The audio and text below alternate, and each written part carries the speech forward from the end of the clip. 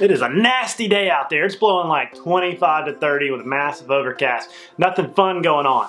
But I got a cup of coffee here and I want to talk about kayaks. Haven't talked about them in a while, but I know a lot of people are fixing to start choosing new kayaks. I've been getting a lot of questions. So in this video, I'm going to talk about the main like 5 things to know before you pick a kayak. The truth, like none of the marketing stuff, the truth. Just my opinion, me and a cup of coffee. So here we go. I got a Jack. Oh, Jack's got one on the tree trunk. Like this forever. I wanna stay right here with you.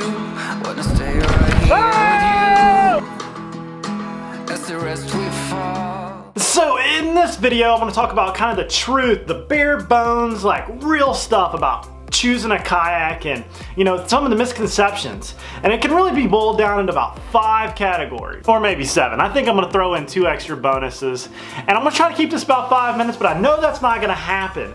So the first one I want to talk about is really the soul of the kayak fishing sport. See, like I feel like I'm almost one of the real OGs of kayak fishing. The guys that were kind of there when there wasn't a lot of like kayak designs, there wasn't a lot of like cool guy, railblazer, all kinds of gadgets and gazmos to hang off of it. We were the guys that had to make it out of PVC pipe from Home Depot or Lowe's, and we had to ask the guy there how to do it. Remember those days? The days where it was just kind of like, almost just like finding a soul on the kayak, almost like surfing. You know, it was like, you're just out there, you, the water, a cheap piece of plastic. You probably got Craigslist or Facebook. I don't even think there was Facebook Marketplace then. You found one, you rigged it up, you went out there, you failed, you tried again, and you kept going. So that's the first thing I want to talk about and really hammer down is the idea of kayak fishing used to be keep it cheap, keep it simple, keep it fun. So remember, in those days, kayaks weren't expensive.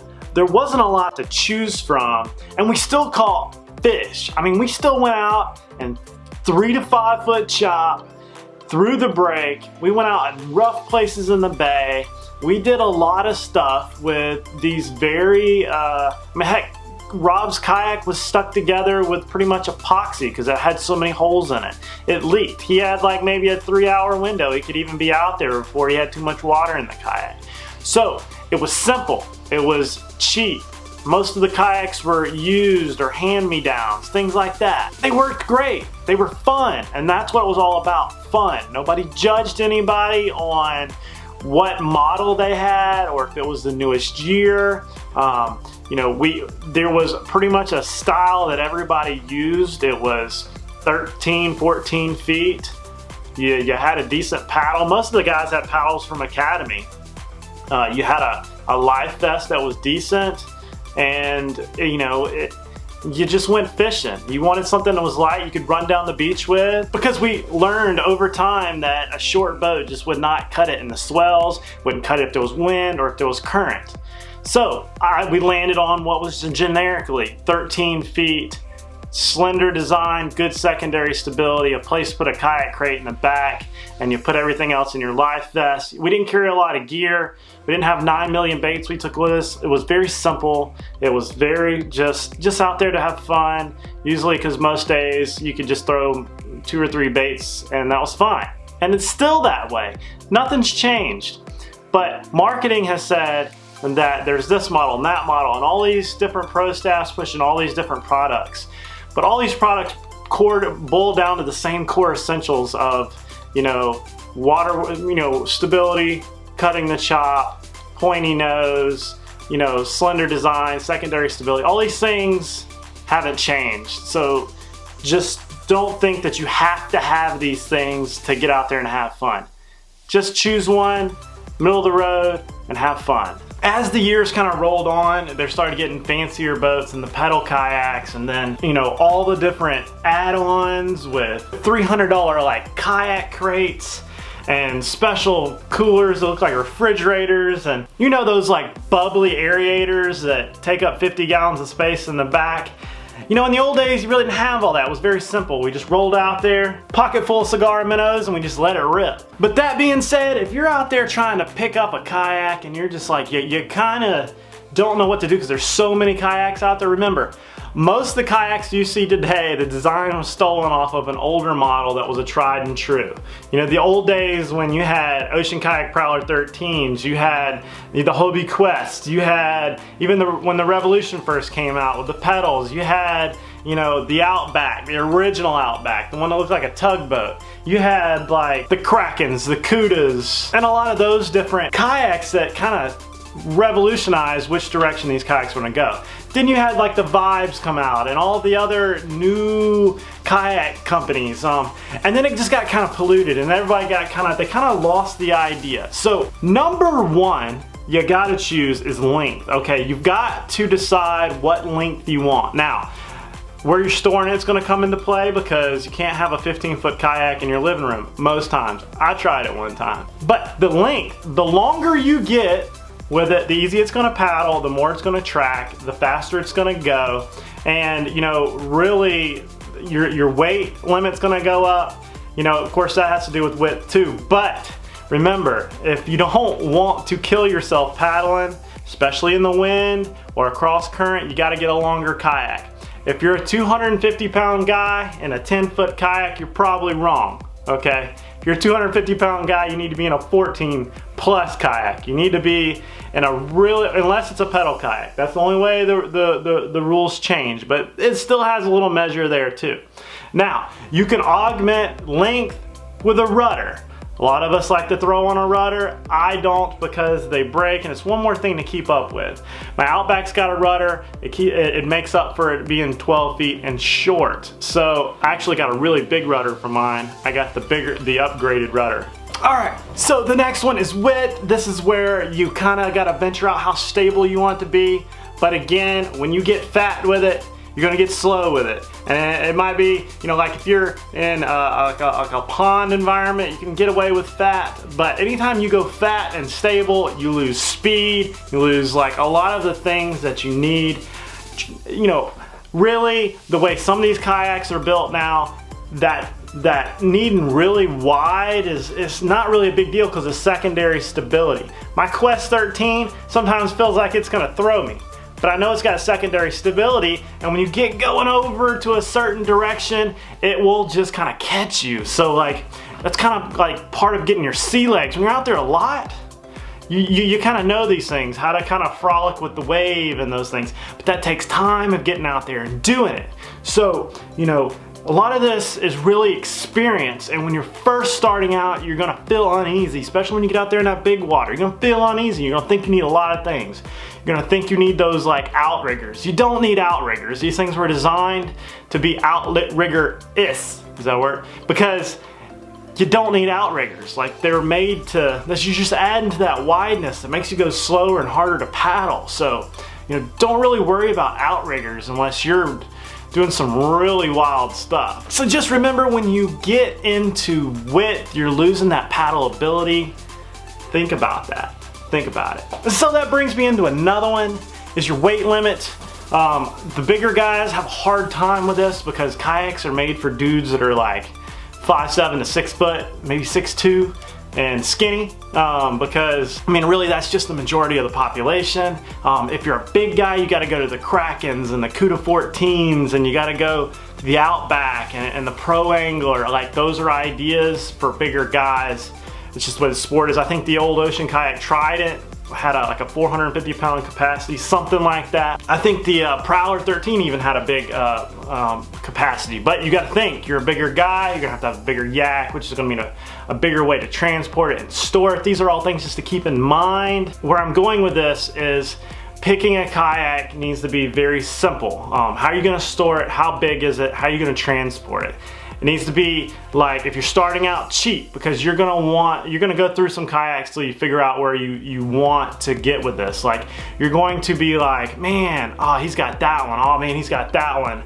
Well, I just spent $1,000 and I don't like this one. But if you get one cheap, you can get them off Facebook, Craigslist, like all these places, and they'll work, and you can always upgrade later. But since I touched on storage and I've talked about storage and you've got that in your mind, I'm gonna skip that. I'm gonna roll into the next one, which is pedal versus paddle, rudders, things like that. Look, my thoughts on the pedal versus paddle is this. If I'm going in big water, fast water, going after big fish. I got to cover a lot of ground. This is a serious tournament or whatever. I'm going with a pedal kayak because pedal kayaks are just way more efficient. Yes, they're more expensive. Well, efficiency comes with expense. There's a lot more into it. There's a lot of moving parts, a lot of intricate things to think about. That being said, if I'm just going to play on a day, I'm not going to be around a lot of structure, a lot of moving current, I'll just take my little Quest 13 or whatever because I can throw it on top of the truck. It's simple. I don't have to take a lot of gear. I can run down to the beach, I can throw in, I can take off. It's a simple, quiet day. And sometimes that's what I'm looking for. And if that's what you're looking for, you're in a pond, you're in a creek, you're in a river, a nice little paddle kayak that you picked up cheap. I always say 13 feet because you can go to the beach or it can go in the quiet water, either or. That is kind of like where you want to be. It's really like, you want to spend a lot of money or a little money? Are you in shape or are you out? Are you going to try to cover a lot of ground or not? Is this kind of a replacement for a boat? Those pedal kayaks can do a lot of stuff, but you're going to pay for them. So it's a trade-off. Like, it really depends on what you're doing. I don't believe there is any one kayak for all circumstances because it's a trade-off. The pedal kayaks are heavier. They're more expensive. People will steal them. It's kind of like having a Yeti cooler. People will steal those too. Nobody steals my little igloo. Nobody's really gonna try to steal, I mean they will, but they're trying to steal my $200 beater kayak versus my Outback. Like, two different sides of the spectrum. That's gotta come into play. Are you gonna beat it up? Are you gonna scratch it? Are you going to go kayak surfing with it? Like, these are all things you gotta put into. You choose a kayak for what it was designed, and sometimes you need multiples. Like, if you're really hardcore in it, or you need a multiple set of kayaks, like the way I got. Just like a surfboard. I got a longboard. I got a mid-range board. I got a short board. All in surfing, you need different types of boards for different types of water environment. It's the same way with kayaks. I strongly advise you to go to kayak meetups. Look at different kayaks. Ask about them. Don't debate it for years before you get a kayak. Just see some of the ones that everybody's using for that type of water. Walk point, get one at a good deal. You can figure it out later. These are things that are just going to get you in the game. Just like I got into disc golf recently. I just bought a set and I'll figure it out on the fly. Like, I jump in, I play the game and see if I need to upgrade later. It's just kind of like the price to entry, you know? So don't overthink things. Don't go down the rabbit hole of all these marketers. All these companies have different ideas that theirs are better. They're all almost the same whole design, stolen from each other and molded. So if you see the same type of design across the board, you're gonna kind of get an idea of what you want. Like, I go with all the old school molds. Once you get a kayak, you don't have it for years. I've had mine for years. Are there better ones out there? Yeah, but mine haven't died yet and they probably won't. So I just kind of stay in my direction. I know what kind of waters they work in.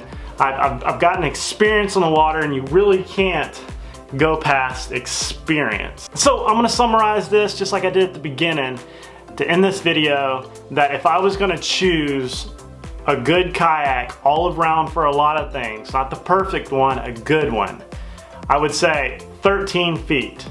Get a decent paddle if you're paddling.